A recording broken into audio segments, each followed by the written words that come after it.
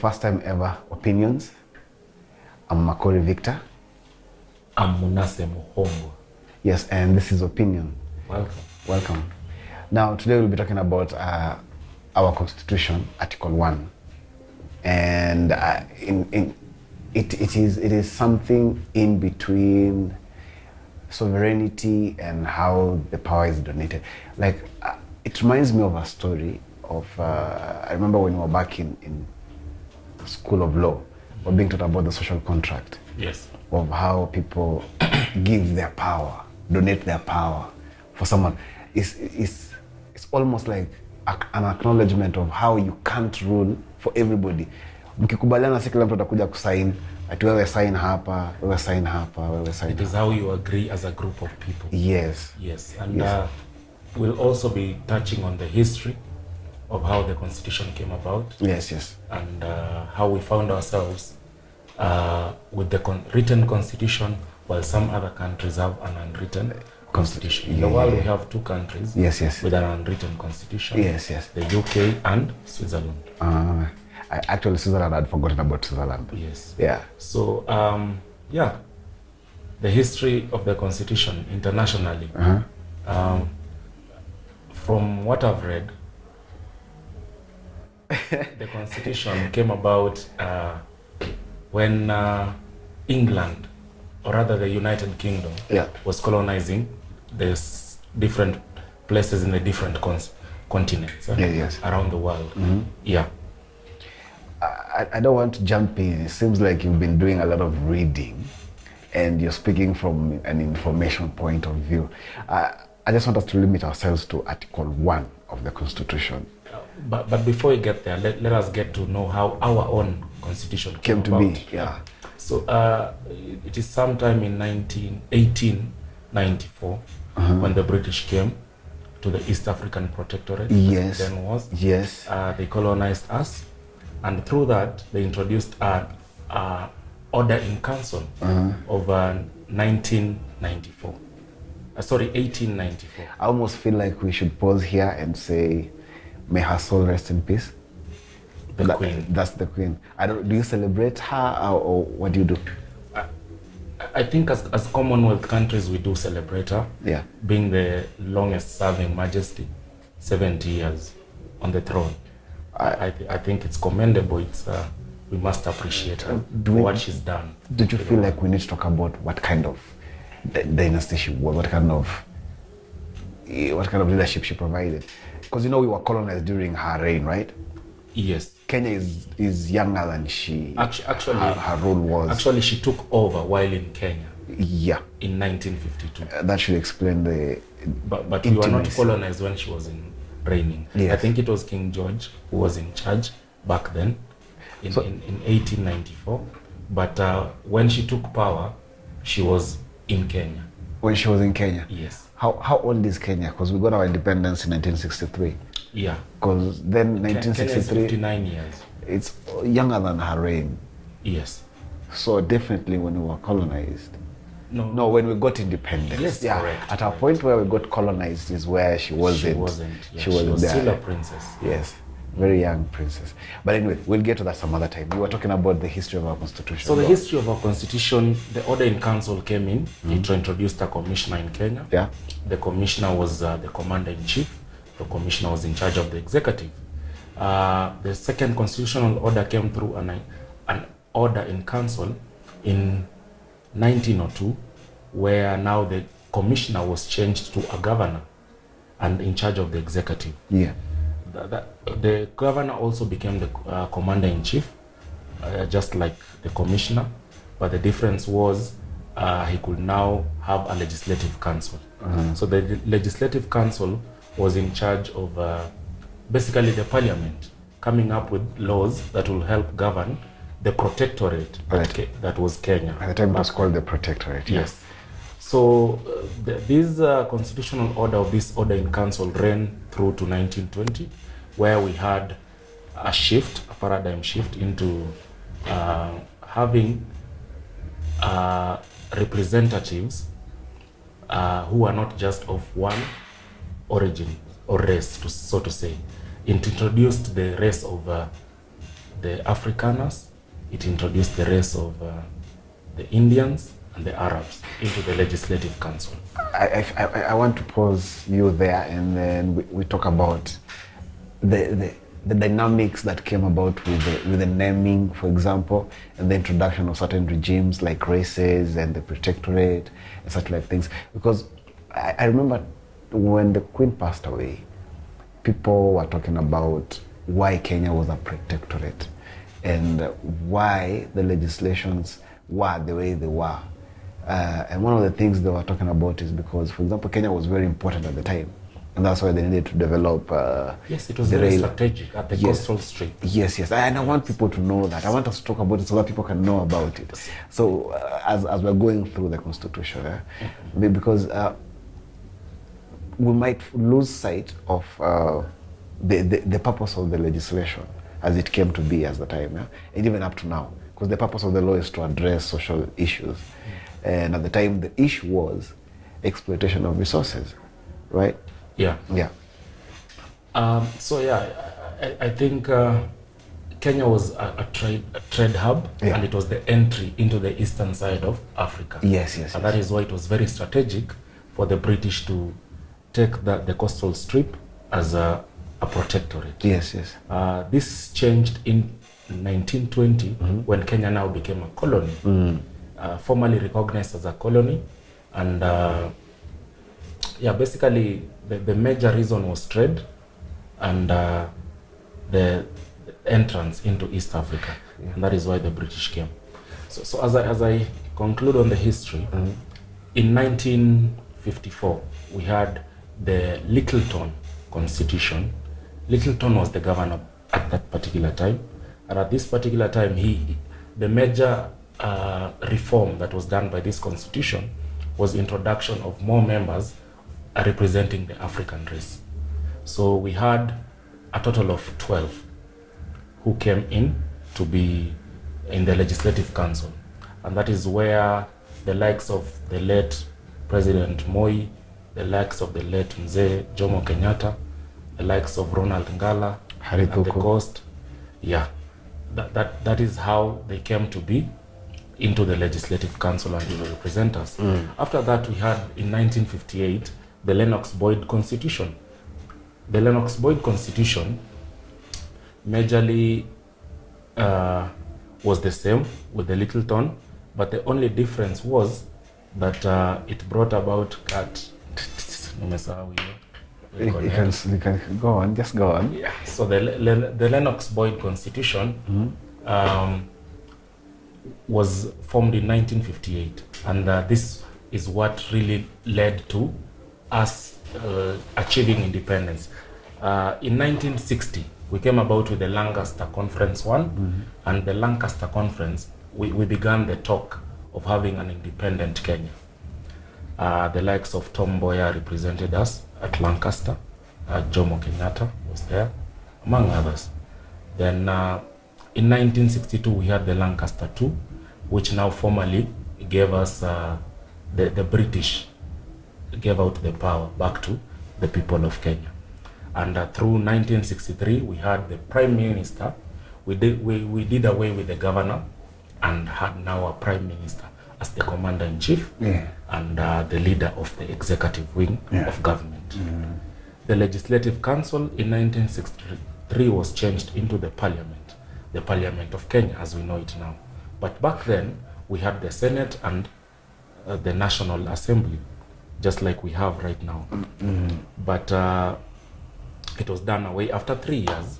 Back then it was called Majimboism and not counties as we know it. So as we'll be looking at Article 1 of the Constitution, we'll be appreciating that we are now governed under the national level and the county level, which is just the same thing as Majimboism, but back then we had 7 Majimbos, which later turned to 8, but now we have 47 counties. Yes. You've been talking about the synopsis and the series of how the Constitution came to be in Kenya. And one of the things I'd want to appreciate, I want our listeners and viewers to appreciate, is the essence of some of the changes that came to be. because there was, I remember there's this, the Mau Mau. Remember how the Mau Mau came to be? It was because of the issues to do with land and lack of representation in the legislatives. And they were uprising against the kind of rule that was being here. And at some point, you know, when right now we are all struggling about reforms, legal reforms and, you know, social reforms. And at that time, it was more social reforms rather than legal reforms. And the constitution that gave us our independence was, if not ceremonial, was more of, and I mean this with all due respect, it was more like still colonial, because most of the things that gave it was, the power was so centralized. Actually, I agree with you totally, because we only shifted the power from the governor to the prime minister. Yes. When we became we had self-rule. Yes. Yeah. And that kind of explains our criminal system at the time, as of now, because most of the laws were yet to review them, you know. In fact, speaking of the laws, after promulgation of the Independence Constitution, yes, in 1963, you'll see that subsequent presidents that came tried to mutilate it by making whatever the colonial master had left us with, in terms of independence of the judiciary, yes, in terms of majorly the independence of the judiciary, yes, was really interfered with by the tenure being interfered, the tenure of judges, that a president could hire and fire at will, a judge at will. Oh yes. Now you're talking, you mentioned the judiciary, and I feel like we're ready to go into Article 1 already, because part of the delegation of the Article 1 talks about the sovereignty of the people. And which state organs, yes, they exercise this sovereignty. Yes, so now then perhaps we can name the state organs. So yeah, in terms of Article 1, we are told that all sovereign power belongs to the people. Yes. To begin with. Let's talk about it that much. How does the power belong to the people? What does that even mean? It simply means you have the choice to make as a citizen in Kenya, regarding how your lives will be affected from several periods to several periods. Make me understand how Mama Mboga has the power. Because in my opinion, here I'll give you two examples. Please. It's either directly or indirectly. Okay. That is what Article 1 talks about. Yes. So directly, do you know that a Mama Mboga has the power to petition even parliament? Yes. Do you know Mama Mboga has the power to start collecting signatures to remove a president? I know it's a tall order, but that's the direct rule. Indirectly, Mama Mboga votes for these particular representatives yes, to go and legislate on their behalf, yes, to go and oversight the government on their behalf, yes, and also to represent their needs, so that when a representative comes to you, then you can tell them in your area what you intend or what you'd like to be achieved. Yes. And that is delegating that power. So when you tell this representative, if he is a good representative with all values of principles of governance, yes, then he'll forward your complaint or concern to the necessary authority, because he's talking on behalf of his people, who are within that particular regions. There are different segregation. Sometimes I feel like that kind of information is missing out in the people, so to say, because there's things like public participation. I think it's just because life is hard, and people are busy doing their things. What is let's not talk about government too much, because today we're talking about Article 1, yes, and the sovereignty of the people, and we need to break it down more as the people with the training, the necessary training and the necessary know-how of what words like sovereign mean, you know, because the Constitution is written to cover the wider scope, not minute detail of day-to-day hustling or day-to-day occupations. So when it says sovereign, it means simply means you have the power. You have the power. So I As a people- people, you have the power. people do have the power, but how then do they exercise this power? Because you're talking about petitioning, you're talking about collecting signatures, you've spoken about other things like that. And I'm not interviewing you, by the way. I'm just saying. Yes. Because it gets to a point where we're talking about delegating power to the judiciary. So it means the judiciary in its pronouncement, people do not need to fear the judicial system, the judicial authorities. For example, there's this time I went to the county court, city court. Yes. And I remember someone being charged with something like, you were found in the street having drunk. No. It was, he had consumed too much alcohol. And he Drunkard and disorder? No. It was, he was drunk silly. They said something to do with alikuwa amekunywa sana. So I struggled with the idea that who gets to decide how much is enough? Yeah, because are they suggesting that the body belongs to the county, and so that's a fictitious charge. I don't know. But people were scared and people were pleading guilty, and then when people fine at 3,000, 5,000 and whatnot, such things. And I think it's because people are so the systems. Our sovereignty as a people is so mystified. I think we tend to forget that whoever, because this sticks to politics, whether we like it or not. Yeah.